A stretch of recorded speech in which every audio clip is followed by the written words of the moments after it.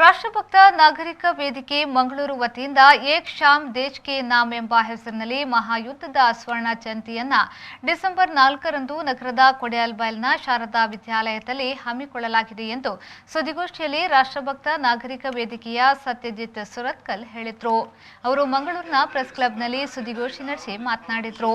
ಕಾರ್ಯಕ್ರಮದ ಅಧ್ಯಕ್ಷತೆಯನ್ನು ನಿವೃತ್ತ ಹಿರಿಯ ಭೂಸೇನಾಧಿಕಾರಿ ಎಂವಿ ಭಟ್ ಅವರು ವಹಿಸಲಿದ್ದಾರೆ.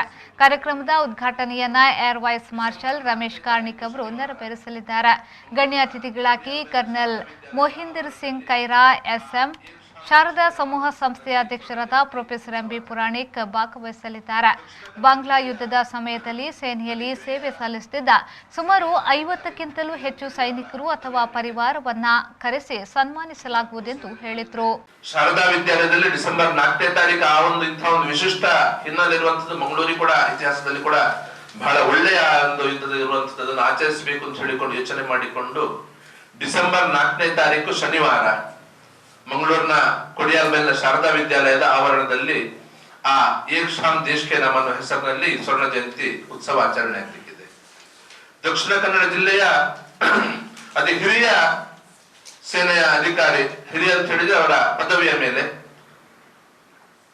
ಭೂಸೇನೆಯಲ್ಲಿ ಹೇಳಿದ್ರೆ 3ನೇ ರ್ಯಾಂಕ್, ಮೇಲ್ಗಡೆಯಿಂದ 3ನೇ ರ್ಯಾಂಕ್ ಅಂತ ಹೇಳ್ಬಹುದು, ಅಂತಹ ಮೇಜರ್ ಜನರಲ್ ಹುದ್ದೆಯನ್ನು ಅಲಂಕರಿಸಿದ್ರೆ ಸುಮಾರು 37 ವರ್ಷ ಅವರ ಜೀವನವನ್ನು ಸೇನೆಯ ಜೀವನದಲ್ಲಿ ಮೀಸಲಾಗಿಟ್ಟಂತಹ ಮೇಜರ್ ಜನರಲ್ ಎಂವಿ ಭಟ್ ಅಂತ ಹೇಳಿಕೊಂಡು ಬೆಳ್ತಂಗಡಿ ತಾಲೂಕಿನ ಮುಂಡಾಜೆ ಅವರು ಆ ಕಾರ್ಯಕ್ರಮದ ಅಧ್ಯಕ್ಷತೆಯನ್ನು ವಹಿಸಿಕೊಳ್ಳಲಿಕ್ಕಿದ್ದಾರೆ. ಅವರು ಅದೇ ರೀತಿ ಕಾರ್ಯಕ್ರಮದ ಉದ್ಘಾಟನೆಯನ್ನು ವಾಯುಸೇನೆ ಇನ್ನೊಬ್ಬರು ಹಿರಿಯ ಅಧಿಕಾರಿ, ಅದು ಕೂಡ ರ್ಯಾಂಕಿಂಗ್ ಹೇಳಿದ್ರೆ 3ನೇ ಅತ್ಯುನ್ನತ ಹುದ್ದೆ, ಅದು ಏರ್ ವೈಸ್ ಮಾರ್ಷಲ್ ಹುದ್ದೆಯನ್ನು ಅಲಂಕರಿಸಿದ್ರು. ಸುಮಾರು 36 ವರ್ಷ ತಮ್ಮ ಜೀವನದಲ್ಲಿ ಸೇವೆಯನ್ನು ಅವರು ಈ ದೇಶಕ್ಕೋಸ್ಕರ ಸಲ್ಲಿಸಿದ್ದಾರೆ.